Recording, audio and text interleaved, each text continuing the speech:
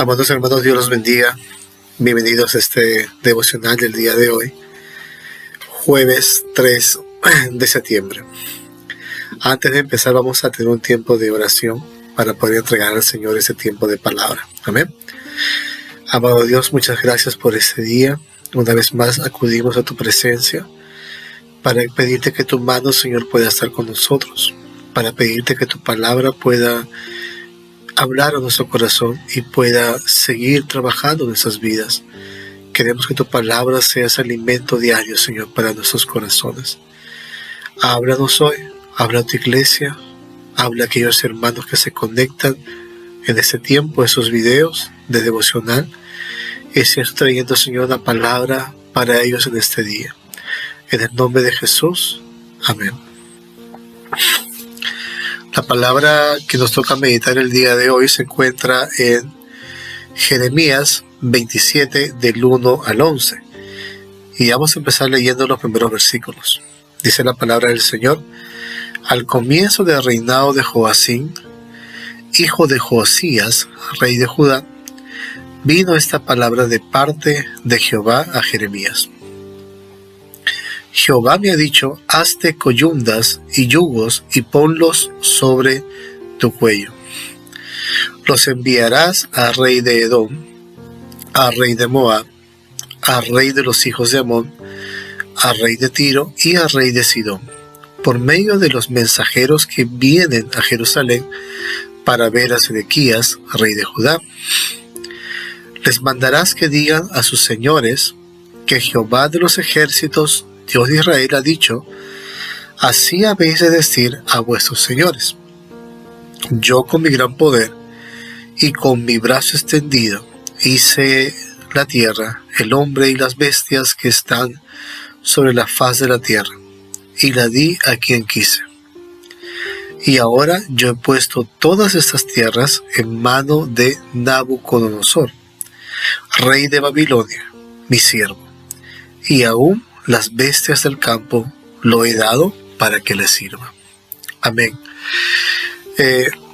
Jeremías se escribió en un contexto en el cual ya el tiempo de la gracia y de la misericordia había terminado para con esta facción de Israel que era Judá. Jeremías básicamente habla sobre el reino del sur, que es Judá. Y la Biblia dice que esta palabra llegó al comienzo del reinado de Joacim. Dios no es que actuó desde Salomón. Si uno hace una línea cronológica, vemos cómo después del rey David, Israel comienza a separar su corazón de Dios, ¿no? Cuando Salomón ingresa al reino, él empieza bien, pero al final ya de su reinado, dice la Biblia que él comenzó a que su corazón se inclinó a otros dioses. Y producto de esto es que él descuida a su familia, no forma su familia en los caminos de Dios, en la ley de Dios, y el hijo que tuvo, que fue Roboam, fue el causante de la división de Israel. Y a partir de ahí empieza una serie de reyes de la casa de Judá, que muchos de ellos no dieron la gloria a Dios.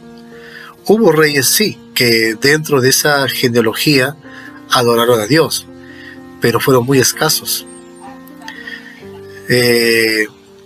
Pero en general, tanto Israel como Judá le dieron la espalda al Dios que ellos tenían. Y la misericordia de Dios fue extendiéndose reinado por reinado. Dios no actúa de manera inmediata. Dios da un tiempo para que nos arrepintamos. Y ya el tiempo había terminado. Dios actúa con paciencia, con misericordia, pero esa misericordia tiene un tiempo determinado. Los tiempos de Dios son perfectos. No podemos decirle a Dios, pero un poquito más. Dios sabe hasta dónde esperar. Y en el tiempo en el cual ya está reinando este rey llamado, que dice aquí Joacim, que también es Sedequías, es cuando empieza ya a verse el juicio de Dios sobre Jerusalén y sobre Judá. Y en ese contexto Dios levanta un hombre, a Jeremías, ¿no? Un hombre extremadamente valiente, porque cuando él empieza a recibir la palabra de Dios, él empieza a recibir mensaje de Dios para Judá. Todo el mundo decía lo contrario. Solamente Jeremías hablaba diferente. La mayoría de los profetas, vamos a ver más adelante lo que dice la palabra, pero la mayoría hablaba que Judá tenía que enfrentarse a Nabucodonosor y que Jerusalén iba a ser tomada. Pero la palabra que Dios le dio a Jeremías era que tenían que someterse al dominio de Babilonia, y solamente así serían salvos, y aunque serían llevados a otro lugar, retornarían en paz en su tiempo de vida. Realmente Jeremías tuvo un ministerio contra todo, un ministerio en el cual, a pesar del peligro, él tenía que ser la boca de Dios. Jeremías tenía que ser el hombre que realmente diera la palabra exacta, precisa, no casándose con nadie, no queriendo aliarse con el rey, no queriendo caerle bien al cuerpo de sacerdotes de esa época. Él sencillamente hablaba lo que Dios le decía que dijera. Y eso le trajo muchos problemas. Y luego, más adelante, cuando Jeremías le dice, mira, esto es lo que va a venir, ¿no? Sedequías recibe estos reyes pensando alianzas para que pudieran salvarlo, pero Jeremías dice, no va a pasar así. Dios dice que el juicio ya está dado y que Él va a utilizar un instrumento para traer disciplina a la nación de Judá. Dice en el versículo 6, ahora yo he puesto todas estas tierras en mano de Nabucodonosor, rey de Babilonia, mi siervo. Como les decía un principio, esto del juicio de Dios no fue inmediato. Dios le dio tanto tiempo a Judá, hablando del reino del sur, a Judá, para que se arrepintiera, que no cometiera los mismos errores de sus hermanos del norte, que desde que se separaron del reino, pues incurrieron en muchas cosas terribles en contra de Dios. Pero Judá cerró los oídos y no quiso obedecer. Y en ese contexto, cuando Judá se estaba yendo pues en contra de Dios, a miles de kilómetros de distancia, Dios estaba preparando un instrumento de juicio. Nabucodonosor no empezó siendo un rey grande, él empezó siendo un pequeñito rey. Y cómo Dios va trabajando las cosas, cómo Dios va formando instrumentos, como dice Pablo, para honra y para deshonra, instrumentos de juicio también. Y poco a poco Dios iba levantando el otro lado, ¿no? Una nación que más adelante, en el tiempo de Dios, cuando se agotaron los tiempos de misericordia, iban a llegar a ser el instrumento que Dios utilizara para traer juicio a Jerusalén. Ahora, hermanos, entendamos algo. El hecho de que Dios decidiera traer juicio a Jerusalén no significa que se acabó la misericordia.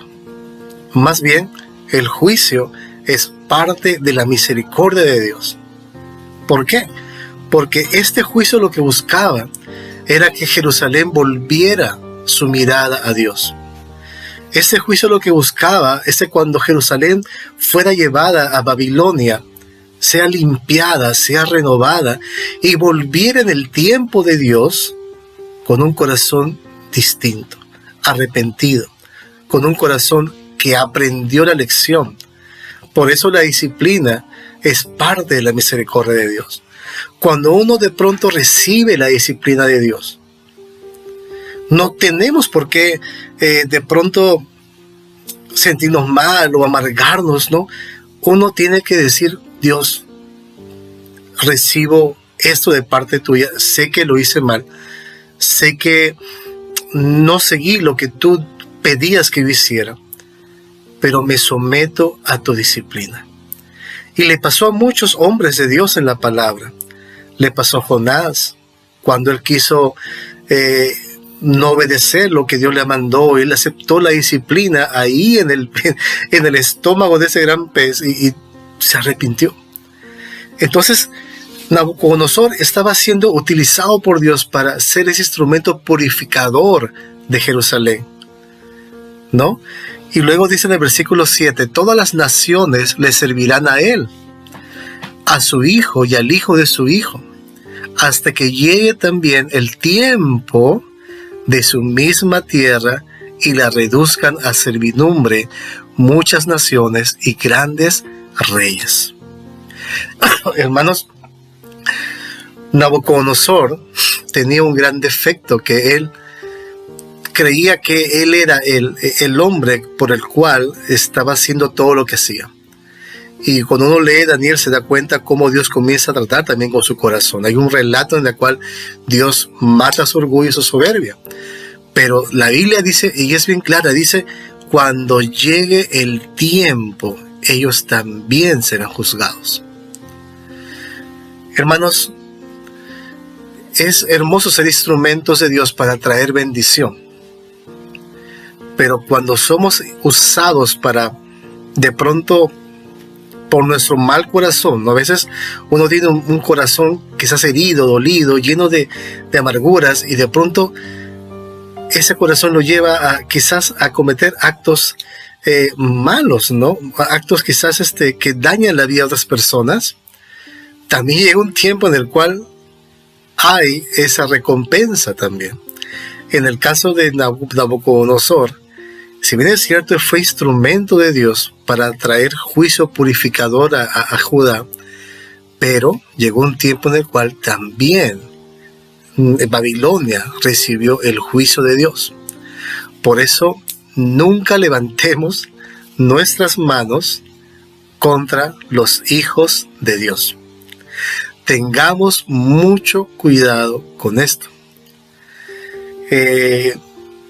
Nunca, digámosle a Dios, Dios, líbrame, como lo hizo David. David en su momento, él pudo haber sido el instrumento para traer juicio contra Saúl, pero David dijo, no, yo nunca voy a levantar mi mano contra el ungido de Jehová. Nosotros también tengamos mucho cuidado con eso. Hermanos, nunca pidámosle a Dios, Dios, ten misericordia de mí cuando yo quiero de pronto levantar mi mano contra mi hermano que tú has puesto a mi izquierda, cuando quiero levantar mi mano contra el siervo de Dios también, o cuando quiero levantar mi mano contra alguien que está empezando los caminos de Dios. Señor, ten misericordia, no permitas que yo actúe mal en contra de mi prójimo, porque bien es cierto que llegará mi recompensa. Ahora, más adelante dice la palabra del Señor, a la nación y al reino que no sirva a Nabucodonosor, rey de Babilonia, y que no ponga su cuello bajo el yugo del rey de Babilonia, castigaré a tal nación con espada, con hambre y con peste, dice Jehová, hasta que acabe con ella por medio de su mano. Y vosotros no prestéis oído a vuestros profetas, adivinos, soñadores, agoreros o encantadores que os hablan diciendo, no serviréis al rey de Babilonia, porque ellos os profetizan mentira para haceros alejar de vuestra tierra y para que yo os arroje y perezcáis. Pero la nación que someta su cuello al yugo del rey de Babilonia y los sirve, la dejará en su tierra, dice Jehová, la dejaré en su tierra, dice Jehová, la labrará y habitará con ella. El mensaje de Jeremías es un mensaje de un llamado a Judá a someterse a la disciplina de Israel. No es un llamado a decir, no, miren, pidan perdón y luchen por su liberación. No, ese tiempo ya pasó. El tiempo que está viviendo ahora es someterse a la disciplina de Dios, y que con esa disciplina, pasado por el fuego de Dios, poco a poco Jerusalén recuperaría su identidad, recuperaría esa pasión por Dios. Bien decía el profeta, lo llevaré al desierto y ahí hablaré a su corazón. Necesitamos pasar también por ese tiempo de disciplina para que Dios pueda limpiar nuestro corazón y someterme a esa disciplina. Aquellos que hemos pasado por ese proceso de la disciplina de Dios, entendemos claramente que eso nos trae bendición, que eso nos ayuda a recapacitar y entender nuestro propósito para el cual hemos sido llamados a su reino. Pero si nosotros, cuando recibimos esa disciplina de Dios, en vez de poner nuestra cabeza humillados, levantamos la cerviz y decimos, no, Dios, va a ser un tiempo más prolongado en el cual vamos a estar viviendo en ese juicio. Los tiempos de Dios son perfectos. Así como Dios en su tiempo prolongó su misericordia y luego empezó el juicio de Dios, llega un tiempo en el cual también ese juicio termina. Y vemos más adelante, hermanos, cómo a través de Nehemías y como de Esdras, Dios comienza a levantar una nueva generación. Y ellos vienen con un corazón rendidos a Dios y comienzan a levantar los muros de Jerusalén y comienzan a levantar el templo de Dios. Y cómo Dios comienza a traer un remanente. Y ese remanente está basado porque vivieron el juicio de Dios, vivieron la disciplina de Dios y fueron capaces de entender esa disciplina y fueron capaces de salir airosos de ese horno de fuego. Entonces, hermanos, sea que ese tiempo estés viviendo un tiempo de disciplina, no es tiempo de lamentarte, no es tiempo de decir, bueno, yo no puedo servir más a Dios porque he fallado y lo que estoy viviendo ahora es un tiempo atroz. No, sino decirle a Dios, me someto a tu disciplina y yo sé que esto va a ser de bendición para mi vida. Y decirle a Dios, cambia mi corazón, cambia mi vida. Si Israel hubiera entendido que esto también es parte de la misericordia de Dios, no hubiera desencadenado en más situaciones tristes para esa nación. Pero a nosotros nos da la palabra, esa revelación y poder entender esta verdad. Hasta el tiempo del Señor. Hasta que Él lo decida, yo tengo que someterme a su perfecta voluntad. Amén. Muy bien, amados hermanos, ha sido una alegría compartir una vez más con ustedes y recordemos todo lo que hemos el día de hoy meditado. Amén. Seamos como Jeremías, llevando una palabra en medio de una generación que quizás dice lo contrario, pero nosotros hablemos la palabra de Dios tal como es. Segundo y por último, mi corazón debe estar sometido a los designios de Dios, a la voluntad de Dios y a los procesos que Dios quiere que yo pase. Si yo me someto a esos procesos que Dios quiere que yo pase, yo seré como el oro, que terminaré mucho mejor de cómo yo ingresé a ese proceso. Amén. Vamos a orar y entregar a Dios ese tiempo de meditación de su palabra. Señor, te doy muchas gracias por este tiempo. Te pido que tu palabra, Señor, dé fruto al 100%. Te pido, Señor, que tu presencia el día de hoy pueda cuidar todo lo que hacemos. Te pido que tú vayas delante de nosotros y pelees cada una de nuestras batallas personales, Señor. Ten misericordia de nuestra nación, ten misericordia del mundo. Padre, quizás es un tiempo también de un juicio para nosotros, un juicio también para nosotros como creyentes, pero queremos apelar a tu misericordia y queremos pedirte dirección y queremos pedirte, Señor, que tu gracia descienda sobre la humanidad, que tu misericordia, Señor, descienda sobre nuestra generación. Padre, te rogamos y queremos, Señor, decirte que nos puedas ir guiando. En el nombre de Jesús. Amén y amén. Dios los bendiga, hermanos. Nos vemos en otra oportunidad. Bendiciones.